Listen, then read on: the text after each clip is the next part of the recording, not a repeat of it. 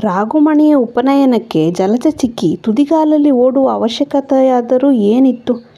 ಅಲ್ಲಿ ಅವಳು ಬರಲಿಲ್ಲವೆಂದು ಮರುಗುವವರು ಯಾರಿದ್ದರು ಎಂದು ಖಾರವಾಗಿ ನುಡಿದರೆ, ರಾಘುಮಣಿ ಹೇಳಿತ್ತಂಬ್ರಲೆ ಜಲಜತ್ತೆ, ನೀ ಬರ್ದಿದ್ರೆ ನಾ ಉಪನಯನ ಮಾಡ್ಕಂತಿಲ್ಲೆ ನಾಟಕೀಯ ರಾಗದಲ್ಲಿ ಹೇಳಿ ಕಣ್ಣರಳಿಸಿದಳು ರುಕ್ಮಿಣಿಯಕ್ಕ.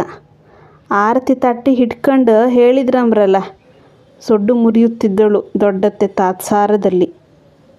ಆದರೆ ಈ ಎಲ್ಲ ಮೂದಲಿಕೆಯ ಮೂಲ ಹುಡುಕುವುದು ಕಷ್ಟ. ಜಲಜ ಚಿಕ್ಕಿ ಒಮ್ಮೆ ನೋಡಿದರೆ ಪುನಃ ನೋಡಬೇಕು ಎಂತಾಗುವಂತಹ ರೂಪದವಳು. ಸರಳವಾದ ಮೈಕಟ್ಟು, ಮಾತನಾಡಿದರೆ ಸುರುಳಿ ಸುರುಳಿಯಾಗಿ ಬೆಳ್ಳಿಯ ಗೆರೆಗಳಂತೆ ಹರಡಿದಂತೆ ದಾಕ್ಷಿಣ್ಯದ ಪರದೆಯೊಳಗಿಂದಲೇ ಎಲ್ಲವನ್ನೂ ಮಾತನಾಡಿಕೊಂಡು ಬರುತ್ತಿದ್ದಳು. ಒಮ್ಮೆ ಹೇಳಿದ್ದು ಅವಳ ಮನಸ್ಸಿನಿಂದ ಮರೆಯಾಗುತ್ತಿದ್ದುದು ಬಹಳ ಅಪರೂಪ.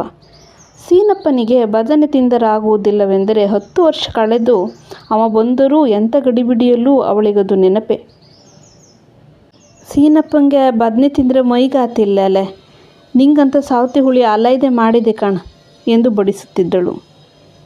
ಎಂತಹ ಮದುವೆಯ ಮನೆಯಲ್ಲೂ ಮಾವಯ್ಯನಿಗೆ ಸುರುಗೆ ಒಂಚೂರು ಹಾಲಲ್ಲಿ ಉಣ್ಕಲ್ದ ಎಂದು ಹೇಳಿ ಹಾಲು ಕೊಂಡು ಹೋಗಿ ಸಭೆಯ ಮಧ್ಯದಲ್ಲಾದರೂ ಬಡಿಸಿ ಬರುತ್ತಿದ್ದಳು.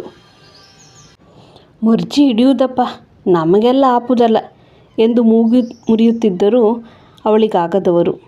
ಇನ್ನು ಊಟದ ನಂತರ ಕಾಫಿ ವಿಲೇವಾರಿ ಆಗುವಾಗ, ಹೌದ ಲಕ್ಷ್ಮಕ್ಕ, ಬಾವಯ್ಯನಿಗೆ ಚಾ ಅಲ್ದ ಎಂದು ಜ್ಞಾಪಿಸುತ್ತಿದ್ದಳು. ಒಂದಿನ ಕಾಫಿ ಕುಡಿದ್ರೇನು ಜೀವ ಹಾತಿಲ್ಲ ಅಲ್ಲ ಈಗ ಎಂದು ಲಕ್ಷ್ಮಿಯೇ ಹೇಳಿದರೂ ಹಚ್ಚಿಕೊಳ್ಳದೆ ಚಾ ಮಾಡುವಂತೆ ಒಳಗೆ ಆದೇಶ ಹೋಗುತ್ತಿತ್ತು. ಅಥವಾ ಹತ್ತಿರದ ಹೊಗ್ಗೆ ಹೊರಟ ಮನೆಯಾದರೆ ಆ ಸಲಿಗೆಯಲ್ಲಿ ತಾನೇ